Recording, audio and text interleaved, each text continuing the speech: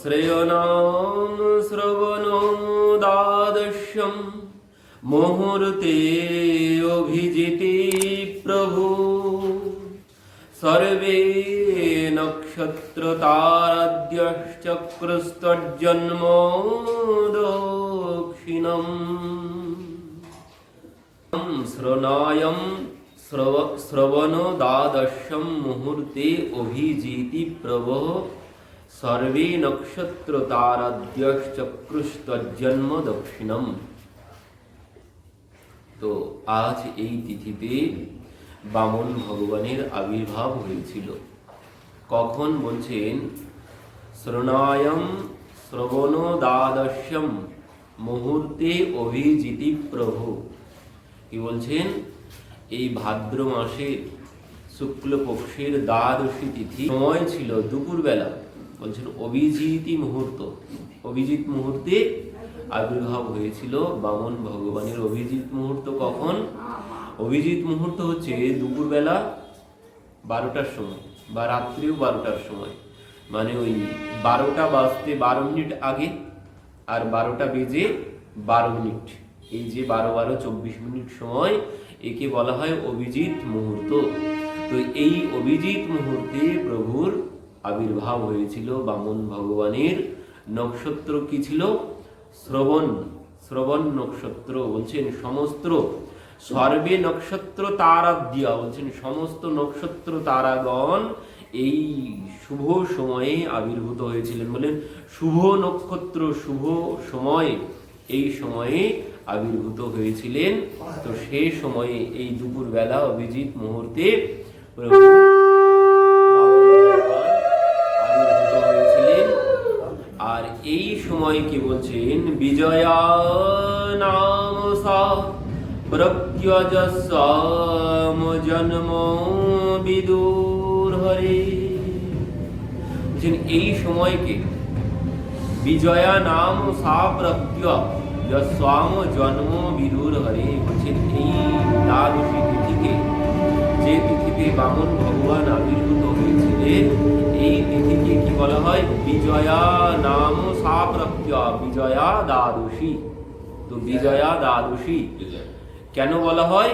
বলছেন ভগবান তিনি এসেছিলেন দেবতাদেরকে বিজয় প্রদানের জন্য। দেবতারা তারা দৈত্যদের কাছে হেরে গিয়ে তারা স্বর্গরাজ্য হারিয়ে বনে জঙ্গলে ঘুরে বেড়াচ্ছেন। তো সেই দেবতাদেরকে বিজয় প্রদানের জন্য ভগবান এই তিথিতে আবির্ভূত হয়েছিলেন, বামন ভগবান রূপে আবির্ভূত হয়েছিলেন। তো ভগবান এখানে ছোট হয়ে এসেছিলেন কেন? বামন মানে ছোট্ট। তো বামন রূপে কেন এসেছিলেন? অন্য রূপে তো আসতে পারতেন, বড় হয়েও তো আসা যেত। তো বামন রূপে কি জন্য এসেছেন? বলছেন ভগবান বামন রূপে এই জন্য এসেছেন কারণ এই যে অবতার, এই অবতারের প্রধান কারণ হচ্ছে ভিক্ষা করা। এই অবতারের প্রধান কারণ ভিক্ষা করা, ভিক্ষা চাইতে যেতে হবে। সেই জন্য ভগবান ছোট হয়ে এসেছেন, কারণ চাইতে গেলে ছোট হয়েই যেতে হয়। কিছু যদি আমি কারো কাছে চাইতে যাই, তো তার কাছে আমাকে ছোট হতে হবে।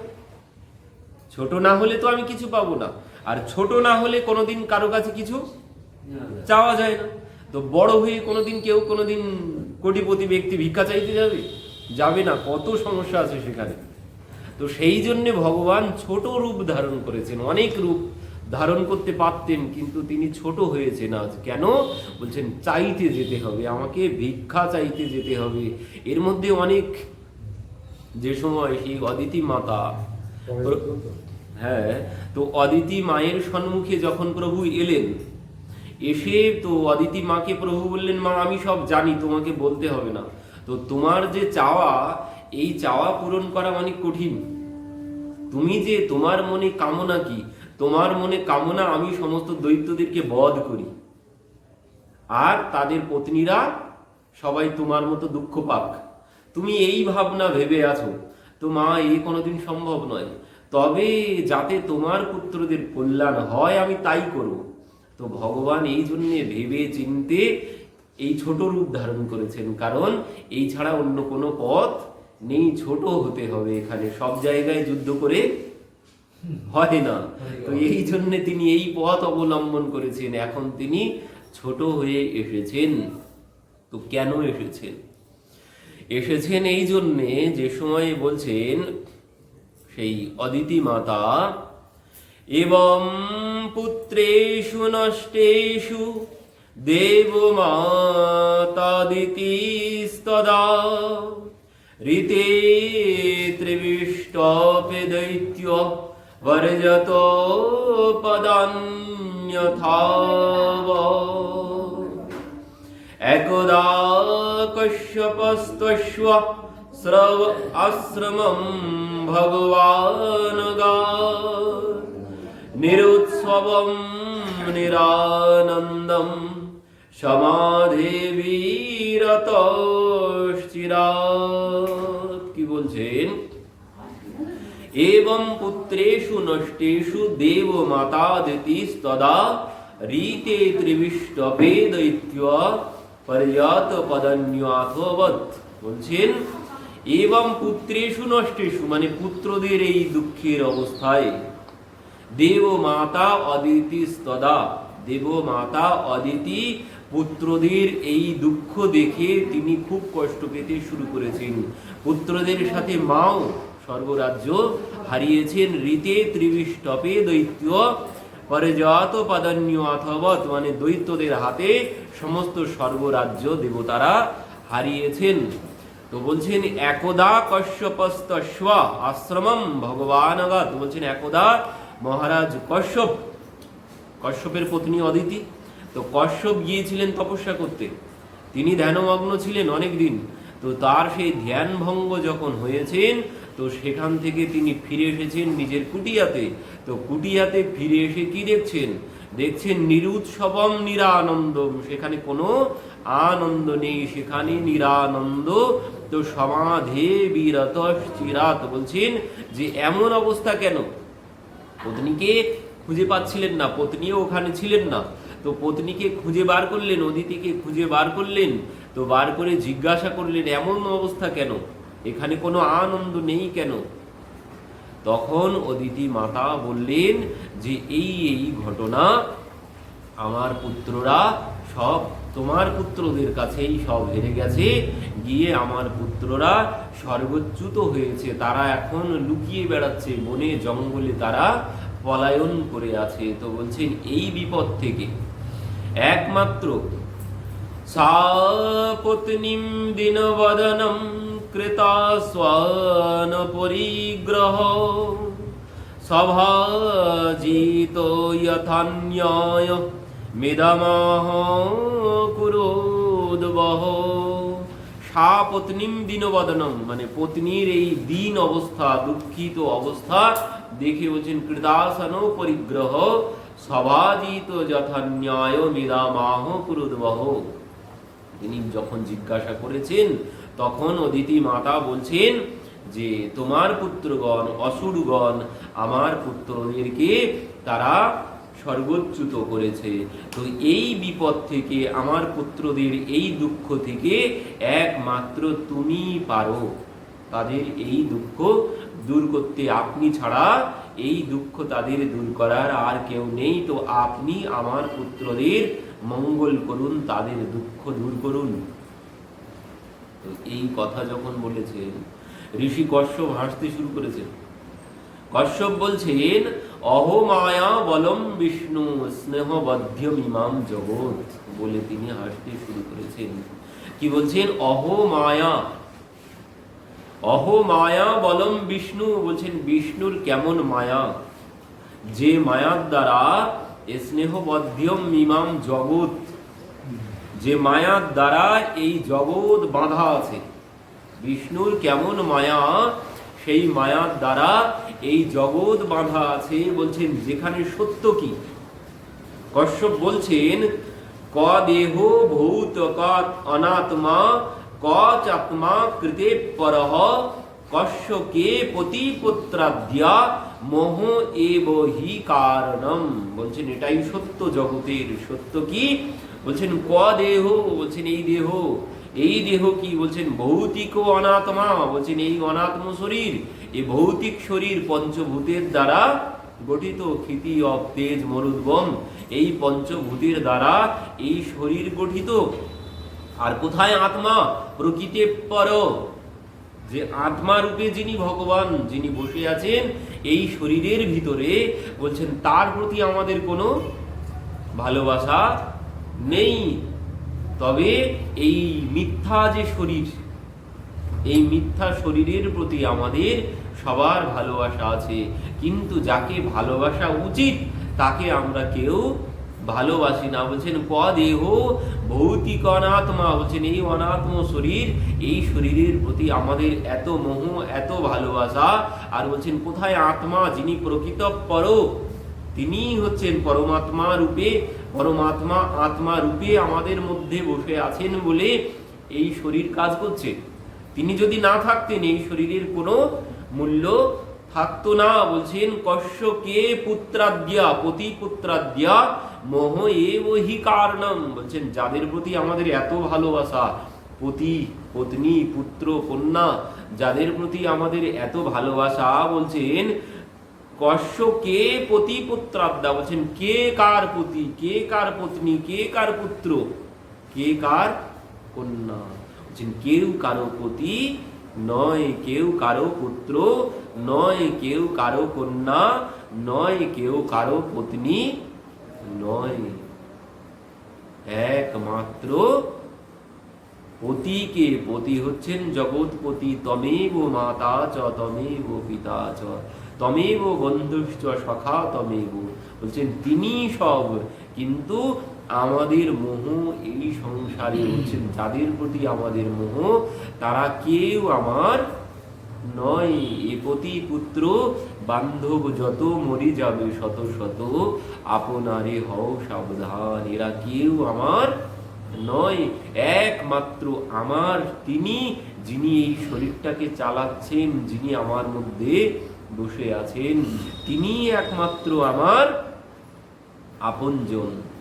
কিন্তু সেই আপনজনকে বাদ দিয়ে বলছেন যে আমার আপন নয় তাকেই আমরা ভালোবেসে চলেছি। যে মিথ্যা, যে আমার নয় তাকে আমরা সবাই ভালোবাসি, কিন্তু যে প্রকৃত আমার আপনজন আমরা তাকে ভালোবাসি না। সে এমনই আপনজন, বলছেন সে কোনোদিন আমাদেরকে ছেড়ে যাবে না। তাই আমি যেখানেই যাই না কেন, আমি যেখানেই যাই না কেন, সে কোনোদিন আমাকে ছেড়ে যাবে না। তাই আমি যেখানেই যাই, এখন মানুষ হয়ে আছি, এখনো আছেন, বলছেন এর পরবর্তীতে যখন মানুষও হব না, মলমূত্রের কীট পতঙ্গ হব, বলছেন তখনও তিনি থাকবেন, তখনও তিনি আমাকে ছেড়ে যেতে পারবেন না। প্রকৃত আপন হচ্ছেন তিনি, তিনি কোনোদিন এই শরীরটাকে ছেড়ে, তিনি আমাকে কোনোদিন ছেড়ে যাবেন না। তাই আমি যেখানেই যাই না কেন তিনি সদা সর্বক্ষণ আমার সাথেই থাকবেন। তো একমাত্র আপনজন হচ্ছেন তিনি। আমি যেখানেই যাই, আমি নোংরার মধ্যে গেলেও তিনি আমাকে ছেড়ে কোথাও যাবেন না। তো এই জন্যে তিনি হচ্ছেন প্রকৃত আমার আপনজন। কশ্যপ হাসতে শুরু করেছেন মায়ের দুঃখ দেখে, পত্নীর দুঃখ দেখে মহারাজ কশ্যপ তিনি হাসছেন, বলছেন দেখো যা মানে যে পুত্র আমার না, তার প্রতি এত মোহ তোমার, এই জন্যে হাসছেন। তিনি কষ্ট পাচ্ছেন পুত্রদের জন্যে, বলছেন যার জন্যে কষ্ট পাওয়া উচিত, যাকে পাচ্ছি না বলে কষ্ট পাওয়া উচিত, ভগবানকে পাচ্ছি না তার জন্যে কষ্ট আমরা পাই না, কিন্তু নিজের পুত্ররা কষ্টে আছে তার জন্যে মা কষ্ট পাচ্ছেন। তো বলছেন কিসের জন্য কষ্ট পাচ্ছে? বলছেন একমাত্র ওই মোহ, এই মায়ার জন্যে, ভগবানের মায়ার জন্যে তিনি কষ্ট পাচ্ছেন। বলছেন যে আমার না তাকে আমার ভাবছি, আর যে আমার তাকে আমি আমার ভাবতে পারছি না। সেটাও কিসের জন্যে? বলছেন মোহ এবহি কারণম, বলছেন একমাত্র মোহ, এই মায়া, এই মায়ার জন্যে যে প্রকৃত আমার আপনজন তাকে আমরা চিনতে পারলাম না, মিথ্যা জগৎকেই ভালোবেসে চলেছি যে একদিন চলে যাবে, যে কোনোদিন আমার সাথে চিরদিন থাকবে না, তবুও তাকেই আমার আমার আমার আমার করে চলেছি। তো কশ্যপ এই জন্যে হাসছেন। তো মহারাজ কশ্যপ কি বলছেন পত্নীকে? মহারাজ কশ্যপ পত্নীকে উপদেশ করছেন,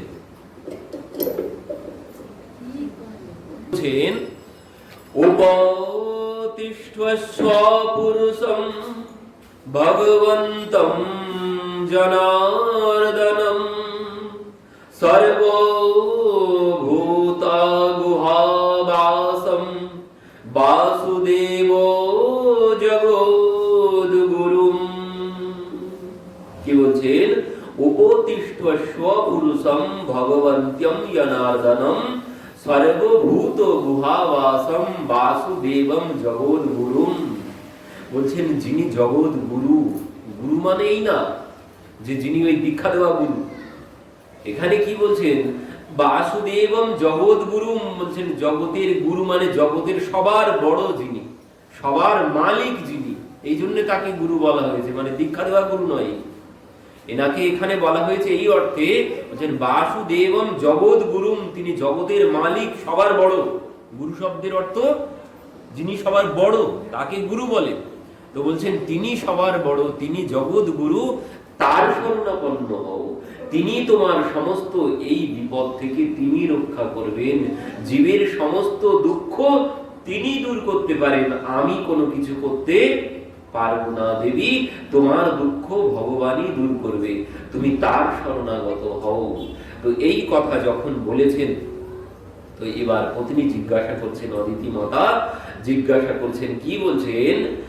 কেনাহম বিধিনা বিষ্ণু উপস্থস্যে জগৎপতিম যথা মে সত্য সংকল্প বিদধ্যাৎ সমনরথ। কি বলছেন? কেনাহম বিধিনা ব্রহ্মণ্য উপস্থস্যে জগৎপতিম। বলছেন কেনাহম বিধিনা, বলছেন কোন বিধিতে আমি তার উপাসনা করব, কোন বিধিতে আমি তার উপাসনা করলে তিনি তুষ্ট হবেন আর আমার মনোবাসনা, বলছেন যথামে সত্য সংকল্প বিদধ্যাৎ মনোরথম। বলছেন আমার মনোরথ, আমার মনের বাসনা তিনি পূর্ণ করবেন। কিভাবে তার আরাধনা করলে, কিভাবে আমি তার আরাধনা করব? তো জিজ্ঞাসা করলেন। তো এই কথা যখন জিজ্ঞাসা করেছেন, তো মহারাজ কশ্যপ বলছেন যে দেবী আমাকে ব্রহ্মা, পিতামহ ব্রহ্মা আমাকে উপদেশ করেছিলেন এক সময়, তো সেই উপদেশ আমি তোমাকে শ্রবণ করাচ্ছি। তো সেই ব্রহ্মা যে উপদেশ দিয়েছিলেন, কি উপদেশ দিয়েছিলেন? বলছেন ফাল্গুন শ্যামল পক্ষে দ্বাদশহম পয়ব্রত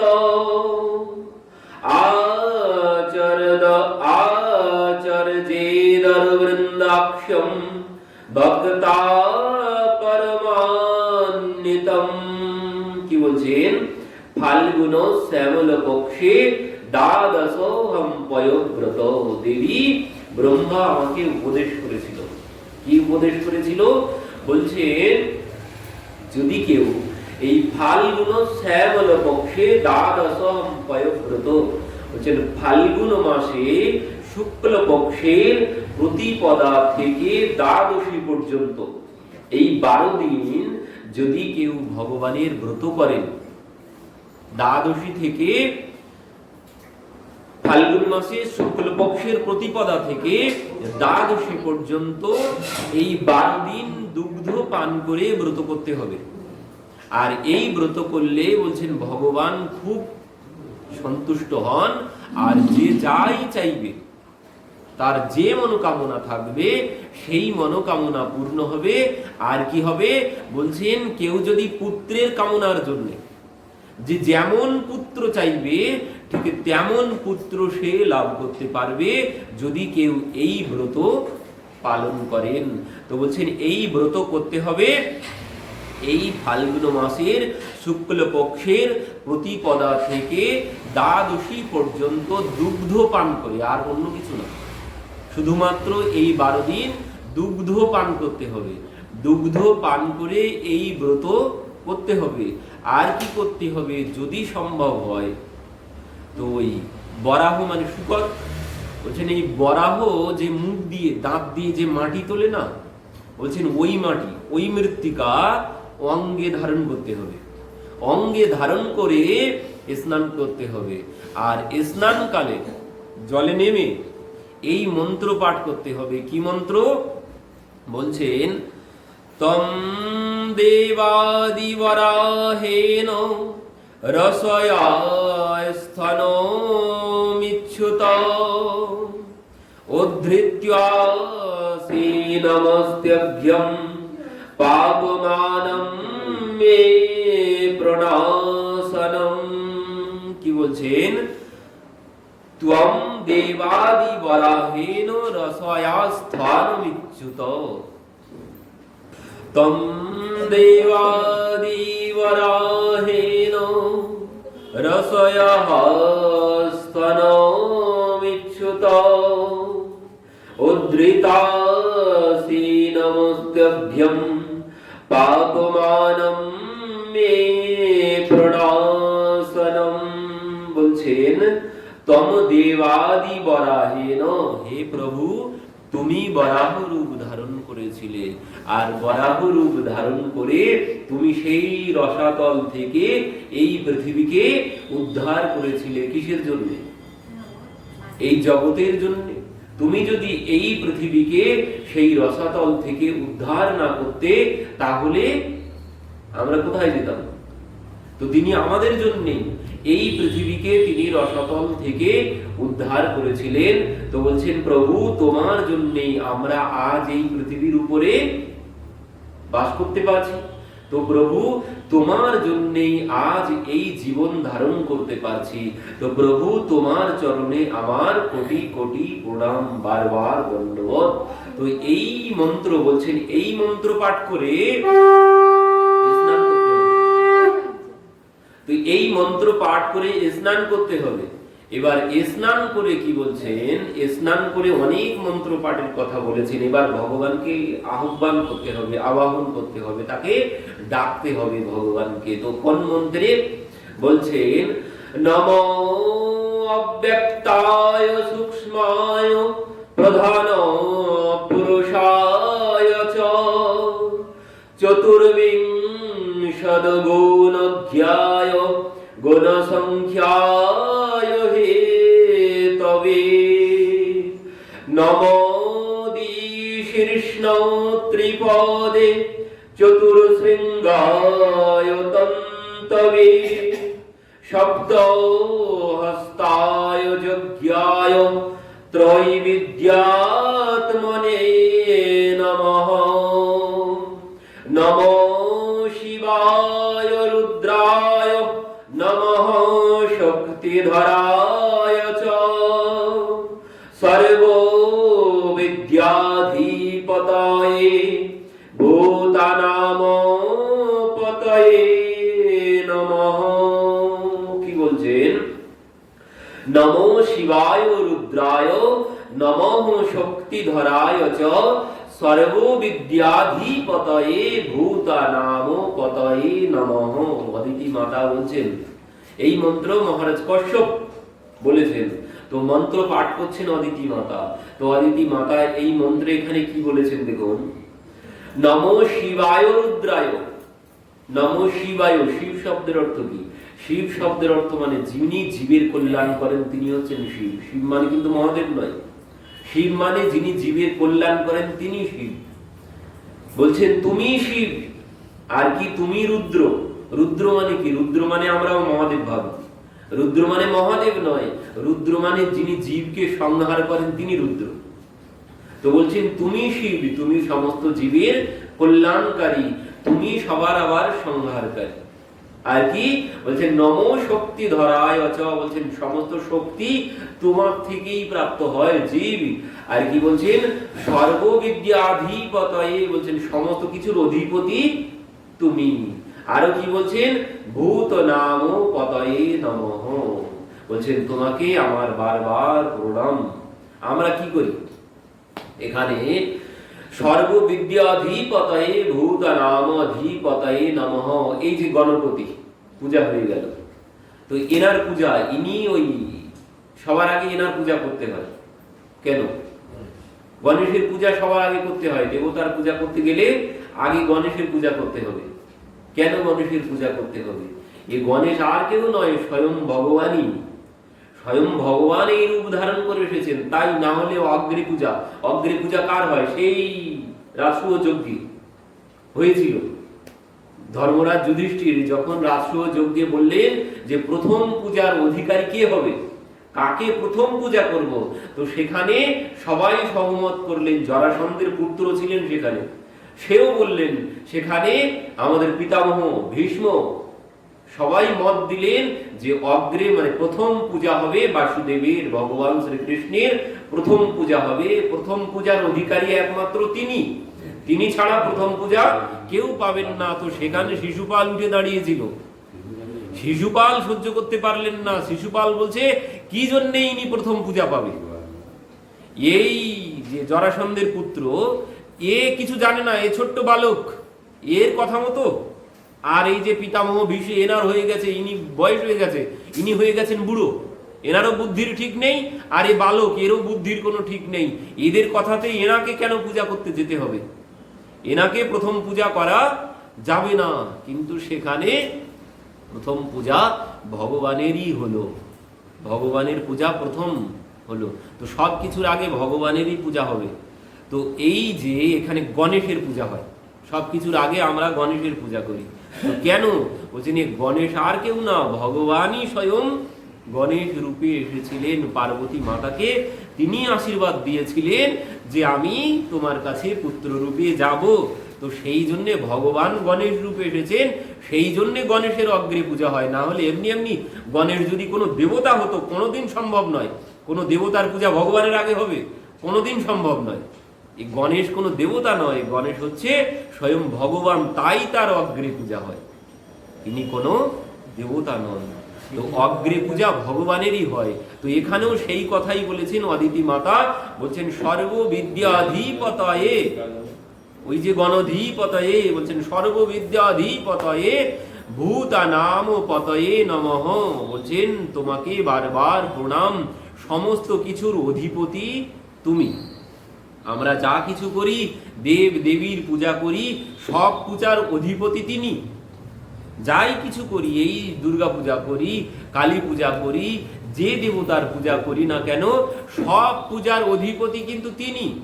সব পূজা তিনিই পান, সব পূজা ঘুরে তার কাছেই যায়। ভগবান গীতায় পরিষ্কার করে বলেছেন, যারা আমাকে বাদ দিয়ে দেবতার পূজা করে তারা মূর্খ। কেন বলেছেন? বলেছেন এই জন্যে যে দেবতার পূজা করলেও সেটা আমারই পূজা, তো সেটা ঘুরে যায় আমার কাছে। আর সরাসরি যদি আমার পূজা করা হয় তো সেটা সরাসরি আমি পাই। আর দেবতার পূজা করে সেখানে অর্ঘ্য দিলে সেটা ঘুরে আসে। যেমন ধরুন আমি বৃন্দাবন যাব, তো বৃন্দাবন যেতে আমাকে আগে দিল্লিতে যেতে হবে। তো দিল্লিতে ধরুন আমি ফ্লাইটেই যাব, তো এবার যদি আমি ফ্লাইটে যাই, তো দমদম থেকে ফ্লাইট দিল্লি ৬-৭ হাজার টাকা ভাড়া। আবার দেখা যাচ্ছে আরও ফ্লাইট আছে, সেই ফ্লাইটের ভাড়া ১৫,০০০ টাকা। সেটা কি বলছেন? একটা ফ্লাইট যাবে সোজা দমদম থেকে দিল্লি, সেটা যেতে ৪৫ মিনিট টাইম লাগবে। আর একটা ফ্লাইট আছে, সেটা দমদম থেকে ঘুরে বাগডোগরা হয়ে ত্রিপুরা হয়ে দিল্লি যাবে, তার ভাড়া ১৫,০০০ টাকা। তার সময় দেখা যাচ্ছে ৫ ঘন্টা, সে ঘুরে ঘুরে যাবে। সেই জন্যে তার সময়ও বেশি, তার ভাড়াও বেশি। আর যেটা যাবে সোজাসুজি, তাতে মাত্র ৪৫ মিনিট সময় লাগবে, ভাড়াও মাত্র ৬-৭ হাজার টাকা। এখানে ডবল ভাড়া দিয়ে সময় বেশি করে আমি ঘুরে যাচ্ছি। এ মূর্খ না তো কি? যেখানে ৪৫ মিনিটে হাফ ভাড়ায় চলে যাচ্ছি, সেই পথই আমি যাচ্ছি, অথচ ঘুরে যাচ্ছি, সময় বেশি, খরচ বেশি। তো তাকে মূর্খ বলা হবে না তো কি বলা হবে? এই জন্যে মূর্খ বলেছেন ভগবান। সরাসরি আমার কাছে পূজা করলেই মিটে যায়, কিন্তু আমি এখান থেকে ঘুরিয়ে তার কাছেই দেব, এই জন্যে মূর্খ বলা হয়েছে। বলছেন সব কিছু যাই করি না কেন সব কিছু আমিই পাই। তো এই কথা অদিতি মাতাও বললেন। নমো হিরণ্যগর্ভায় প্রণয় জগদাত্মনে যজ্ঞশ্চার্য শরীরায় নমস্তে যোগহে তবে। বলছেন আপনি জগতের প্রাণ, আপনি জগতের স্বরূপ, আপনাকে আমার বারবার প্রণাম। নমস্তে আদিদেবায় সাক্ষীভূতায় তে নমঃ। নারায়ণায় ঋষয়ে নারায়ণে নমঃ। ত্বং সর্ববরদঃ পুংসাং বরেণ্যো বরদর্শভো আতস্তে শ্রেয়সে বীরপাদো রেণুপাসতে। কি বলছেন? তম সর্ববরদহ, বলছেন তুমি সর্ববরদাতা। এবার যে ওই যশম দেহি, ধনম দেহি, রূপম দেহি, এক একজনের কাছে আমরা চাইতে যাই, বিদ্যম দেহি, অর্থম দেহি, লক্ষ্মী দেবীর পূজা করি। বলছেন সব কিছু তিনি দিতে পারেন, তার কাছে সব শক্তি আছে, তিনি সব দিতে পারেন। এই জন্য বলছেন তম সর্ববরদ, বলছেন সমস্ত কিছুর বর তুমি দিতে পারো। বলছেন পুংসাম বরেণ্য বরদর সভা, তুমি একমাত্র বরেণ্য, তুমি সব কিছুর বর দিতে পারো, সব কিছু তার কাছ থেকেই পাওয়া যায়। প্রধানমন্ত্রী মানে এনার কাছ থেকেই সব পাওয়া যায়, আমাকে অন্য জায়গায় যাওয়ার কোনো প্রয়োজন নেই। অদিতি মাতা বলছেন প্রভু সমস্ত কিছুর বর তুমি দিতে পারো, তো তোমাকে আমার বারবার প্রণাম। তো বলছেন এই মন্ত্র পাঠ করে তাকে এবার আবাহন করা হলো। তো ভগবানকে আবাহনের পর কি করতে হবে? বলছেন এই মন্ত্রে আবাহনের পর এবার তাকে পাদ্যম সমর্পয়ামি, চরণ ধৌতের জল দিতে হবে। পাদ্যম সমর্পয়ামি, হস্তম জলম সমর্পয়ামি, স্নানিয়ম সমর্পয়ামি করে ষোড়শ উপাচারে তার পূজা করতে হবে। আর পূজার শেষে বলছেন কি, পূজার শেষে ভোগ লাগাতে হবে। তো সেই ভোগ লাগাবেন কি? বলছেন সেই ভোগ লাগাতে হবে পায়েস রন্ধন, দুধ দিয়ে ওই পায়েস রন্ধন করে ভোগ লাগাতে হবে। আর বলছেন একেই বলে এতৎ পয়ব্রতম নাম পুরুষ আরাধনম পরম, পরম পুরুষের আরাধনা। আর এই আরাধনাকে বলে পয়ব্রত। আর এই ব্রত করলে যদি কোনো মায়ের মধ্যে কোনো পুত্রের, সৎ পুত্রের কামনা থাকে, বলছেন যেমন পুত্রের কামনা হবে তেমন পুত্র লাভ করবে সেই মা, যদি এই ব্রত 12 দিন করা হয়। তো 12 দিন কিভাবে করতে হবে? তো বলছেন এই 12 দিন এইভাবে ভগবানের প্রত্যহ পূজা করতে হবে। আর কি করতে হবে? প্রত্যহ ভগবানের কথা কীর্তন করতে হবে এবং কথা শ্রবণ করতে হবে। শুদ্ধ আচারে ভগবানের 12 দিন আরাধনা করতে হবে এবং স্বস্তি বাচন মন্ত্র পাঠ করতে হবে। 12 দিন ধরে ভগবানের আরাধনা করতে হবে। তো অদিতি মাতা 12 দিন ভগবানের আরাধনা করলেন, এই পয়ব্রত তিনি পালন করলেন। 12 দিন যখন তিনি এই ব্রত পালন করেছেন, 12 দিন পর ভগবান অদিতি মায়ের সম্মুখে উপস্থিত হয়েছেন। অদিতি মায়ের সম্মুখে যখন ভগবান আবির্ভূত হয়েছেন, অদিতি মা বলছেন যজ্ঞেশ যজ্ঞ পুরুষ অচ্যুত তীর্থপাদ তীর্থস্রবহ শ্রবণ মঙ্গল নামধেয় আপন্যলোক বৃজিন পশমদাদ্যা সমনঃ কৃদ্ধীশ ভগবন্যাসি দিন নাথ। তো चतुर्भुज मूर्तिते नारायण भगवान की जय।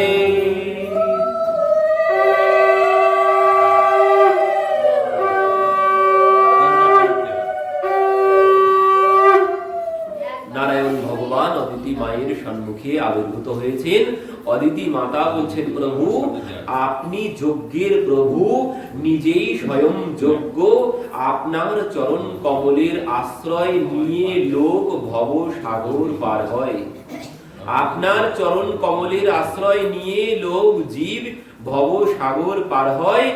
আপনার যশ কীর্তন শ্রবণ করলে সংসার থেকে মুক্তি লাভ হয়। অদিতি মাতা বলছেন যে কথা ওই গোপীরাও বলেছেন শ্রবণ মঙ্গলম, গোপীরা তো সেই কথা এখানে অদিতি মাও বলেছেন। দেখুন, তীর্থ শ্রবহ শ্রবণ মঙ্গল নাম ধেয়, বলছেন আপনার নাম শ্রবণ করলেই মঙ্গল হয়, শ্রবণ মঙ্গলম। আর কি বলছেন, আপনার যশ কীর্তন শ্রবণ করলে সংসার থেকে মুক্তি লাভ হয়। আপনার কথা শ্রবণ করলে, আপনার লীলা কথা শ্রবণ করলে সংসার থেকে মুক্তি লাভ হয়। তো বলছেন সমন কৃদ্দিশ ভগবান ন্যাসী দীননাথ, প্রভু তুমি আমার মনোবাসনা পূর্ণ করো। এবার যেই বলেছেন অদিতি মাতা এই কথা, ভগবান বলছেন মা আমি তোমার মনোবাসনা সব জানি, তবে তোমার মনোবাসনা খুবই কঠিন। এই তোমার মনোবাসনা পূর্ণ করা খুবই কঠিন মা, তুমি যা চাও আমি সম্পূর্ণ তা পালন করতে পারবো কিনা তো জানি না, তবে আমার যতটা সাধ্য আমি ততটা চেষ্টা করব। আর আমি তোমার যে কামনা, তোমার সব থেকে বড় কামনা কি? মায়ের কামনা হচ্ছে ভগবানকে পুত্র রূপে পাওয়া। তো বলছেন মা সে কামনা তোমার পূর্ণ হবে, আমি তোমার পুত্র রূপেই আবির্ভূত হব, আমি তোমার পুত্র হব বলে ভগবান অদিতি মাকে বর দিলেন। আর একটি কথা বললেন মা শর্ত একটা আছে। শর্ত কি? বলছেন শর্ত হচ্ছে এই, নাই তৎপরস্মা অক্ষয়ম পিষ্ঠয়াপি কথম চন সর্বম সম্পদ্যতে দেবী দেবগুহ্যম সুষমাবৃতম। বলছেন মা আমি যে তোমাকে বর দিলাম, এই বরের কথা কাউকে বললে চলবে না। যতদিন না আমি আসছি তোমার পুত্র রূপে, ততদিন তুমি এই কথা কাউকে বলতে পারবে না। বললে কিন্তু আর আমি আসবো না। কারণ কি হয়, এই যে ব্রত করা হয়েছে, ব্রতের ফলে যে পুণ্য সঞ্চয় হয়েছে, যে পুণ্যের ফলে ভগবানকে আমি নামিয়ে নিয়ে আসবো, যে পুণ্যের ফলে তিনি আসবে, যে শক্তির ফলে, তো এই ব্রত করে যে শক্তি আমি অর্জন করেছি, বলছেন এই শক্তি বলে ফেললে নষ্ট হয়ে যাবে। কোনোদিন নিজে ভালো কিছু যদি করি, কোনোদিন কাউকে বলতে নেই। বললেই কিন্তু সেই ক্রিয়া যে ফল সব কিন্তু চলে যাবে, কোনো ফল তাতে আর পাওয়া যাবে না। কিন্তু দুর্ভাগ্যের বিষয়, ভালোটাই তো আগে আমরা সবাইকে বলতে চাই। বলছেন ভালো কর্ম কোনোদিন কাউকে বলতে নেই। বলতে হয় কোনটা? বলছেন যত খারাপ করেছি সেটাই বলতে হবে। বললে কি হবে? ওই পাপ কমে যাবে। যেমন ভালোটা বললে কমে যাবে, ঠিক তেমন বলছে খারাপটা যদি তুমি বলে দাও, ওই পাপের ফল কিন্তু তোমার কমে যাবে। আর ওই ফল তোমাকে, পাপের ফল কিন্তু আর ভোগ করতে হবে না। এই জন্যে যত খারাপ কর্ম করেছি সেইগুলো সবাইকে বলে দাও, ভালো কর্ম কাউকে বলতে যেও না, তাহলে কিন্তু ওর ফল আর পাওয়া যাবে না। এই জন্যে কিন্তু আমরা উল্টোটাই করি, যত ভালো কিছু করলে সেটাই সবাইকে বলি, খারাপটা কোনোদিন বলতে যাই না। ও লোকে জেনে যায়, যাকতে যাক, নিজের খারাপটা জেনে যাক, তাতে কোনো লোকে জানলে কোনো কিছু হবে না। আমার যদি খারাপটা চাপা থাকে, তার ফল আমাকে পরবর্তীতে ভোগ করতে হবে। কিন্তু যদি লোকে জেনে যায়, তাহলে আর ওই ফল আমাকে, অন্য কেউ যদি জেনে যায়, ওই ফল আমাকে আর ভোগ করতে হবে না। এই জন্য বলছেন আগে খারাপটা বলে দাও, ভালোটা বলতে যেও না। ভালোটা বললে ওর ভালো ফল আর কিছুই বলবে না। কিন্তু আমরা উল্টোটা করে ফেলি সব। তো ভগবান মাকে সাবধান করে দিলেন, মা শর্ত কিন্তু এটাই, বললে কিন্তু আর হবে না। সেই দেবরাজ ইন্দ্র একজন এত পুণ্যকর্ম করে ফেলেছে, তো তাকে দেবরাজ ইন্দ্রের আসন দিতে বাধ্য হয়েছে। তো ইন্দ্রের আসন ছেড়ে দিয়েছে। ইন্দ্র আসন ছেড়ে দিয়ে এবার জিজ্ঞাসা করছে, তুমি কি কি এমন পুণ্য কর্ম করেছিলে যার জন্য তুমি আমার আসনের অধিকারী হয়ে গেলে? তো এবার তো সে ওই পুণ্য কর্মের লিস্ট সব গড়বড় করে বলতে শুরু করেছে। আর যেই বলছে এবার তোমার কি সব পুণ্য, এই আর কিছু করনি? বলছে না, এই পুণ্য আমি করেছিলাম। আর যেই বলেছে আমার এই পুণ্য ছিল, সব বলা হয়ে গেছে, ইন্দ্র তাকে লাথি মেরে নামিয়ে দিয়েছে সিংহাসন থেকে। বলছে তোমার সমস্ত পুণ্য সব শেষ, চলে যাও তুমি এখান থেকে পুনরায় নরকে। স্বর্গের সুখ আর তুমি ভোগ করতে পারবে না। তো বলে দিলে সমস্ত পুণ্য নাশ হয়ে যায়। তো মাকে ভগবান বলে দিলেন, মা, যতদিন না আমি তোমার পুত্র রূপে আসছি, এই কথা তুমি কাউকে বলতে পারবে না। তো এই মতো ভগবান কথা মতো আবির্ভূত হলেন আজ এই তিথিতে, ভাদ্র মাসের শুক্লপক্ষের দ্বাদশী তিথিতে। শ্রণায়ম শ্রবণ দ্বাদশ্যম মুহূর্তে অভিজিতি প্রভো সর্বে নক্ষত্র তারাদ্যশ্চক্রস্তজ্জন্ম দক্ষিণম। ভগবান আবির্ভূত হলেন। বামন ভগবান কি জয়। বামন রূপে